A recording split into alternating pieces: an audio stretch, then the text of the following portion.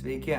Vakar žadėjau pranešti vieną netikėtą naujieną posūkį konfliktuose, tai apie jį ir pranešiu šito video pabaigoje. Prieš tai norėčiau trumpai papasakot apie antrąjį konfliktų sezoną ir kuo jisai skirsis nuo praeito. Pirmas dalykas – ilgesnis serijos. Padariau, kad šį sezoną serijos būtų maždaug 30% ilgesnis negu praeito sezono serijos. Antras dalykas – antras sezonas bus geresnis nei pirmas. Daug daugiau laiko skyriau scenarijaus rašymui, scenarijaus redakcijai, filmavimams ir apskritai visam šitam projektui. Trečias dalykas – kaina lieka ta pati. 3 euriukai per mėnesį. Ketvirtas dalykas – geresnė vaizdo kokybė. Penktas dalykas – naujiena, kurią žadėjau pranešti, staigmena, posūkis konfliktų karjeroje, yra žinia, kad nuo šiol konfliktai važiuoja be keiksmažodžių. Ir svarbiausia yra